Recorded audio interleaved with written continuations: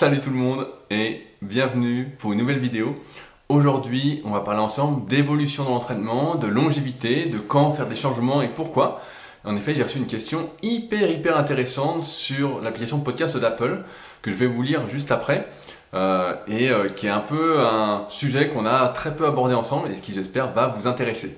Mais avant de commencer, comme d'habitude, vous le savez, si vous ne l'avez pas encore fait, je vous invite à souscrire à ma formation gratuite à destination des pratiquants de musculation sans dopage.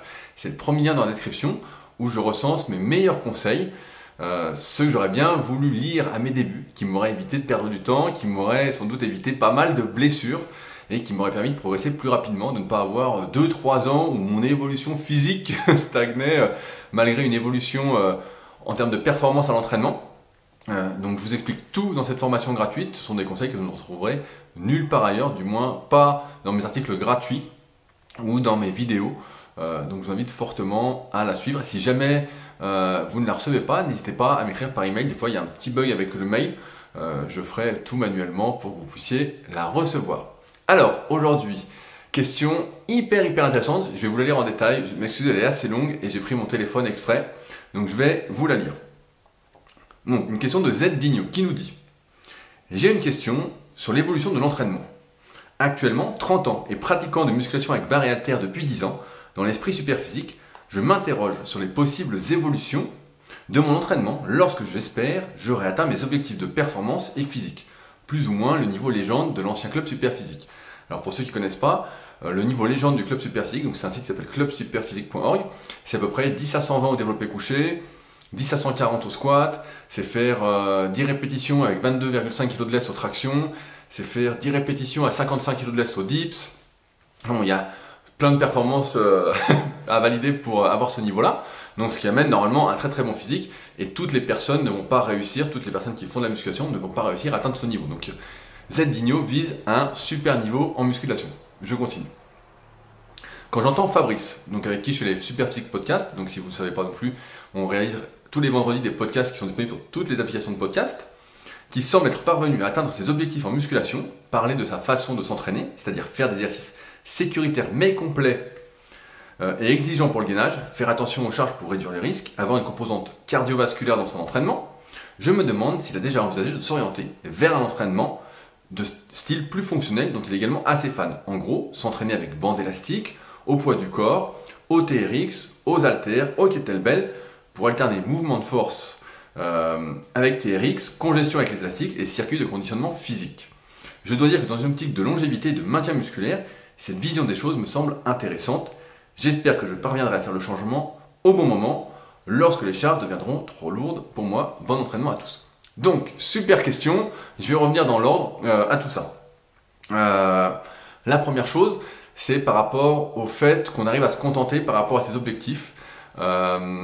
Personnellement, j'ai mis très longtemps à me contenter, je sais pas si c'est le mot, mais à atteindre mes objectifs. Quand j'étais gamin, je pensais jamais que je deviendrais aussi musclé, que je doublerais pratiquement mon poids du corps de manière relativement sec.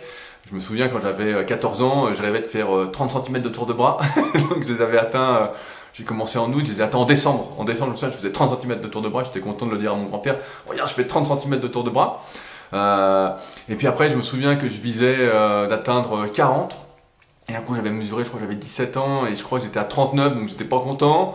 Et après j'avais remesuré vers 19-20 ans et je faisais 42, donc je faisais plus que 1 cm de bras par an. Et après je rêvais d'atteindre 50 de tour de bras. Et je pense qu'à un moment, je prenais plus de mensuration, mais je devais pas en être loin quand j'étais monté à 108 kg. Et puis après j'ai séché, parce qu'à un moment il fallait sécher, il fallait pas rester gras, du moins de mon point de vue.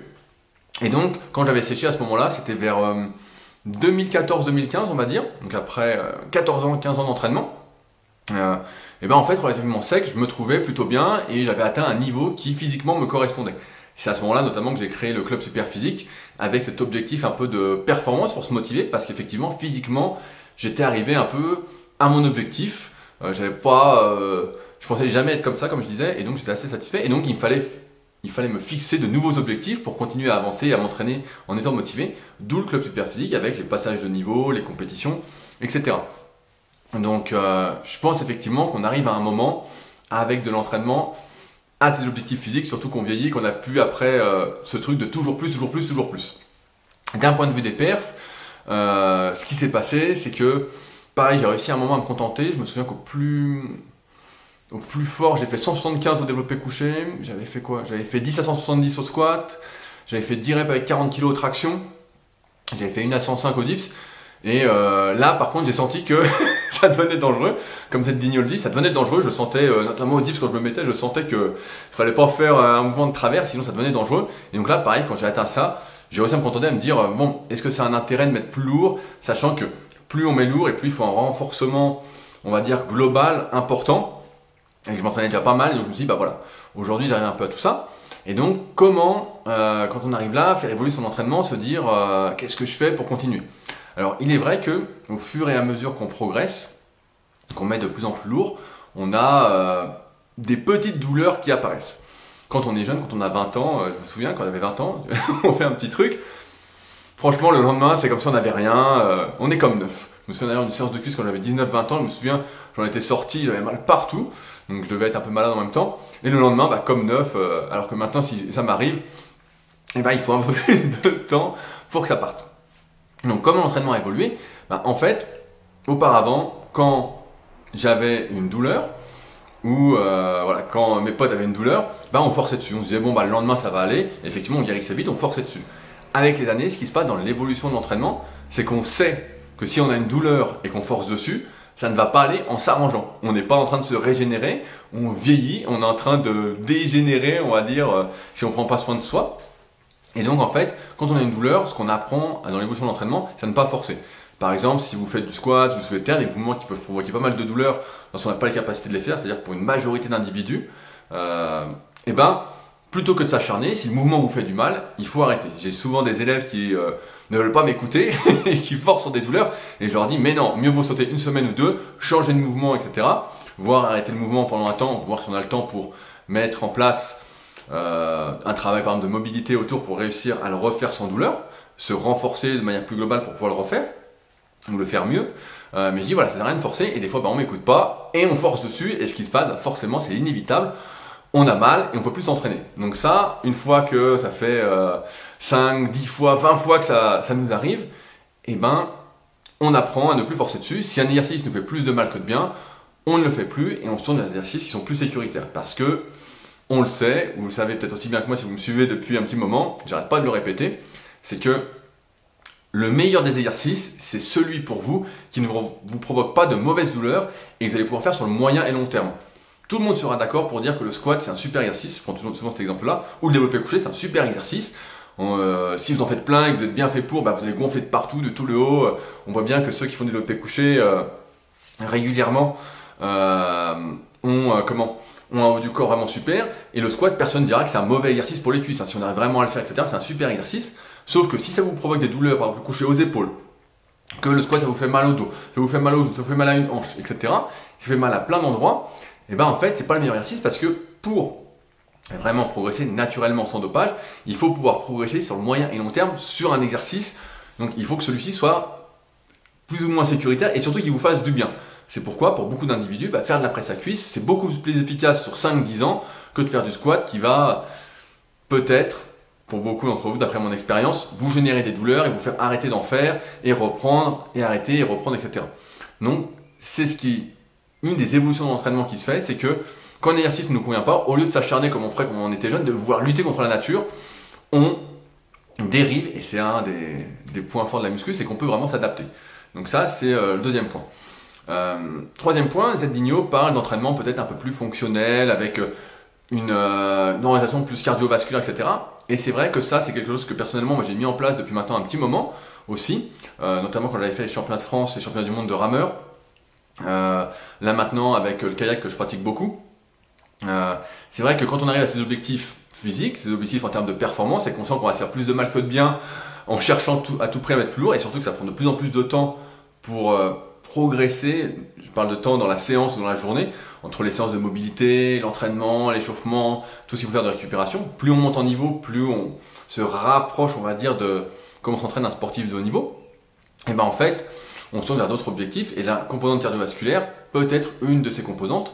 Ça, il n'y a pas de souci. J'avais fait un article sur le cardio en musculation, et je crois que j'avais fait également une vidéo il n'y a pas très longtemps, peut-être 1 an quand même, le temps passe vite, donc je vous invite vraiment à aller la voir si vous ne l'avez pas vue. Je vous expliquais comment on pouvait faire du cardio sans que ça impacte vraiment la musculation tout en progressant d'un point de vue cardiaque. Parce qu'effectivement, si on fait que de la muscu, on sent au bout d'un moment, avec les années, que on est rapidement essoufflé, on n'a pas un bon cœur. Et donc bon, si c'est juste pour avoir l'apparence d'un sportif et être un pot de fleurs, ça n'a pas trop de sens. Du moins, pour moi, au bout d'un moment, ça n'avait plus trop de sens. Mais c'est une des évolutions qui se fait également dans l'entraînement. J'ai remarqué chez beaucoup d'individus qui ne veulent plus se contenter de la musculation. Maintenant, sur la partie maintien. Où on se maintiendrait en s'entraînant avec bande élastique, avec exercice au poids du corps, avec TRX, etc. Là, je suis plus mitigé. On en parlait il y a peut-être 2-3 semaines sur l'entraînement au poids du corps sans matériel. Ce qui se passe, c'est que utiliser son poids du corps pour s'entraîner, c'est pas sans risque. Surtout, ça limite énormément en termes de choix d'exercice. Il y a très peu d'exercices qui sont faisables. Pour rappel, il y a les dips, les tractions, il y a les pompes, il y a les tractions horizontales, qu'on appelle un peu les rowing au poids du corps. Il y a les squats à vide, il y a les pistoles, les squats à une jambe, il y a les fentes. Voilà, ça reste quand même assez limité. Et donc il y a plein de muscles, pour la majorité des individus dont je fais partie, qui ne vont pas être travaillés. Et donc on va avoir un renforcement qui va être un peu limité. D'autre part, il faut pouvoir être suffisamment fort pour utiliser son poids de corps et faire des séries relativement importantes. Donc c'est pour ça que je pense que pas mal de débutants se perdent un peu là-dessus en ayant comme objectif d'être plus musclé, d'avoir un dos plus gros ou d'avoir les pecs plus gros. En se disant, bah tiens, j'ai vu des mecs qui font ça au poids du corps, qui arrivent à bien se développer, etc. Mais en fait, ces types-là, bah, ils ont déjà un sacré bagage derrière eux qui leur permet de vraiment pouvoir exploiter ces exercices. Quand on débute, c'est rare de réussir à faire des tractions. Moi, je me souviens, je faisais 4 tractions partielles bien minables et je m'acharnais dessus chaque semaine parce que j'avais lu un article d'Arnold Schwarzenegger, peut-être que c'était pas de lui, dans un Muscle & Fitness, qui disait que lui, il essayait de faire 50 ou 100 tractions le plus rapidement possible. Et donc moi, j'essayais de faire ça et je faisais souvent des séries 4, 3, 2. Et donc à la fin, je progressais pas, c'était toujours pareil, peut-être dans un jour de forme je faisais 5 reps, mais ça donnait rien du tout. Et donc, on en arrive aux limitations dont j'ai parlé il y a 2-3 semaines, je vais pas pousser un peu plus loin là-dessus, comme le manque de poids, le manque d'adaptation, le manque de prise en compte de sa morphoanatomie, CF le tome 1 et 2 de la méthode Superphysique, pour ceux qui voudraient s'analyser. Donc, ça va être compliqué de maintenir sa masse musculaire avec ça, parce que ça manque d'exercice. D'autre part, les bandes élastiques, c'est bien, mais ça reste extrêmement limité en termes de développement musculaire. Il faut bien avoir en tête que si on a développé ses muscles en faisant l'entraînement traditionnel que je vais recommander, notamment via l'application SP Training, pour ceux qui l'ont pas, je vous invite fortement à la télécharger et l'utiliser au moins de manière gratuite, ça vous aidera fortement, c'est-à-dire 2 à 4 exercices par muscle, des séries relativement longues en fonction des exercices, des temps de récupération plutôt longs, une progression régulière, idéalement presque à chaque séance. Si on a atteint ces muscles comme ça, le jour où on va s'entraîner juste avec des bandes élastiques et un exercice au poids du corps, donc d'une part on va déjà changer une bonne partie des exercices qu'on fait, qu'on va utiliser une résistance élastique où l'étirement, la tension en phase d'étirement est réduite quand l'élastique est est raccourci entre guillemets, je veux dire est raccourci et pas tendu, voilà, on se comprend.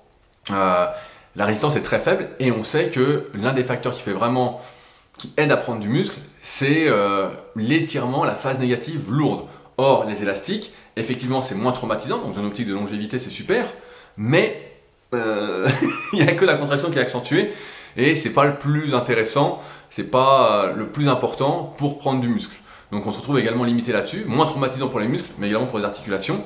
Donc pour maintenir ses muscles avec ça, c'est extrêmement compliqué, d'autant plus que c'est très peu, on va dire, ludique de s'entraîner avec élastique. Attention, je me coiffe n'importe comment. C'est très peu ludique, il faut pouvoir bien les placer, toujours les mêmes de la même façon. On n'a pas vraiment de repères, donc c'est un peu fourre-tout. Ensuite, pour tout ce qui est TRX ou je mets dans la même catégorie que les anneaux, c'est sûr que c'est un entraînement là qui est beaucoup plus ludique. Mais pareil, on se retrouve sur des problématiques en fait qui sont vraiment différentes de l'entraînement pour prendre du muscle. Pour prendre du muscle, on doit faire des exercices donc, qui nous correspondent morphologiquement et les faire dans une situation de stabilité. En fait, on doit être le plus stable possible, le plus compact possible. Par exemple, si vous faites du développé couché, il faut éviter de bouger dans tous les sens, mais il faut vraiment être compact, les épaules abaissées, les omoplates serrées, on utilise le dos, on bloque vraiment tout. Il faut vraiment utiliser avec les pecs et pouvoir forcer sans risque. Or, quand on s'entraîne avec soit des TRX, soit un TRX, soit des anneaux, et ben en fait on se retrouve avec des problèmes d'instabilité. Certes, d'un point de vue on va dire fonctionnel, renforcement musculaire, ben, c'est génial, mais d'un point de vue hypertrophie, en fait, il y a une partie de notre influx nerveux qui, au lieu d'aller dans le muscle qu'on voudrait cibler, va un peu dans une intégralité de muscle. et donc le signal est moins fort, et donc la contraction musculaire est beaucoup moins forte. Donc on a encore une réduction du stress pour le muscle, comme avec les bandes élastiques, mais d'une autre façon. Et donc pareil, pour maintenir ces muscles, ça me paraît hyper compliqué si vous êtes comme moi et que vous avez eu beaucoup de mal à vous développer, et qu'il vous a fallu beaucoup de temps, et vous avez dû forcer la nature. Pour les autres, effectivement, la question ne se pose pas, mais sans doute qu'ils ne regardent pas cette vidéo. Donc, je vais conclure là-dessus. Effectivement, c'est beaucoup plus facile de maintenir sa masse musculaire, mais si on change drastiquement la façon dont on s'entraîne pour maintenir sa masse musculaire, on va perdre. Moi, ça m'est déjà arrivé, je me souviens que j'avais fait un stage il y a très longtemps où on s'entraînait qu'avec élastique, où on faisait du cardio, des circuits, etc. Et effectivement, en une semaine, j'avais vu, quand j'étais revenu à la salle, que j'avais pris une belle claque, du moins en termes de performance. Bon, ça, c'est un fait dont vous êtes au courant. J'aime pas trop m'arrêter, je vois que je me déconditionne très très vite nerveusement. Et surtout, j'avais l'impression en fait de rien faire. J'avais l'impression, certes, j'avais mal nulle part parce qu'on forçait moins, tout était moins traumatisant, mais j'avais l'impression de rien faire. Et une heure après, c'est comme si voilà, m'étais pas entraîné. Donc c'est pour ça que Zedinho, il faut que tu fasses attention dans cette évolution d'entraînement. C'est sûr que ce qui se passe, c'est que les objectifs qu'on a évoluent à partir du moment où on les atteint. Je pense pas qu'on se dise tiens, je veux plus progresser ou autre, mais on évolue avec les années. Et enfin, pour la longévité, avant que j'oublie, souvent ce qui se passe, comme je disais un peu précédemment, c'est que voilà, maintenant quand tu as une douleur avec les années, il faut vite changer et pas s'acharner. Alors si vous m'écoutez, vous êtes jeune et que ça vous arrive, voilà, j'espère que vous retiendrez le conseil, mais surtout ne vous acharnez pas si un exercice vous fait mal ou vous fait pas du bien, même si quelqu'un vous dit c'est le meilleur exercice, c'est le super truc. Ça c'est connerie, connerie sur connerie. Je l'ai fait, il y en a plein qui l'ont fait, il y en a plein qui se sont niqués, qui vont peut-être même plus s'entraîner aujourd'hui. Donc surtout ne le faites pas, ce qu'il faut c'est vraiment progressivement s'adapter à soi, si quelque chose vous fait du mal, ne le faites plus, vous devez sortir de l'entraînement en étant bien, ne faites pas comme les bodybuilders pro, du moins ceux de ma génération entre guillemets, qui pour s'entraîner étaient sous antidouleur, régulièrement il y en a plein qui se sont bousillés les reins avec ça, on avait l'impression qu'ils étaient en super forme les gars mais ils étaient tous massacrés, je me souviens de certains qui dormaient sous dialyse tellement ils étaient massacrés aussi, donc on voit pas l'envers du décor, mais ça n'a aucun intérêt de sortir de sa séance, surtout dans cette optique de longévité, de durée, parce qu'on aime s'entraîner et qu'on veut progresser, on veut atteindre ses objectifs, de s'entraîner avec des entraînements ou des exercices qui nous provoquent des douleurs, des mauvaises douleurs. Une mauvaise douleur, c'est jamais bon signe, c'est notre corps qui nous envoie un signal qu'il y a quelque chose qui ne va pas, peut-être qu'on utilise trop d'amplitude par rapport à sa morphoanatomie, par rapport à ses capacités de mouvement. Dans ce cas-là, on en a parlé la semaine dernière, je vous invite à revoir la vidéo sur les mauvaises courbatures, avec les solutions. Mais surtout, voilà, les évolutions se font vraiment très progressivement. Mais pour maintenir sa masse musculaire, c'est pas si simple que ça. Même en s'entraînant avec barre et haltères, si on commence à rajouter du cardio sur l'entraînement et qu'on se prend au jeu du cardio, vous verrez, si vous êtes là, que c'est assez difficile, même si on garde, je pense, assez facilement 90% de sa masse musculaire et de ses performances. Les 10% manquants, et ça c'est un gros travail psychologique à faire, il faut se mettre en tête d'accepter, on va dire, la perte. Mais en tout cas, question très intéressante de Zedinho, qui verra bien comment il évolue. Mais voilà, je voulais traiter cette question avec vous parce que je la trouvais extrêmement intéressante. J'espère vous avoir fourni quelques pistes à creuser pour votre pratique. Comme d'habitude, si vous avez des questions, n'hésitez pas à les mettre soit dans les commentaires, je privilégie les questions qui sont assez longues et les inédites ou presque. Sinon, vous pouvez également utiliser les forums Superphysique sur www.superphysique.org. Je vous invite encore une fois à télécharger ma formation gratuite à destination des pratiquants de musculation sans dopage, c'est le premier lien dans la description. Si jamais certains d'entre vous souhaiteraient discuter avec moi d'un éventuel suivi coaching à distance, n'hésitez pas à me contacter, il y a également tout dans la description. Je préfère qu'on discute avant que vous réserviez quoi que ce soit, c'est important pour qu'on soit sur la même longueur d'onde et qu'on avance ensemble, sinon on perd notre temps, vous et moi. Et enfin, voilà, vous pouvez retrouver tout ce dont j'ai parlé directement dans la description de la vidéo, donc c'est directement en dessous. N'oubliez pas le pouce bleu, de vous abonner si vous souhaitez ne pas louper les prochaines vidéos, et nous on se dit à la semaine prochaine. Salut!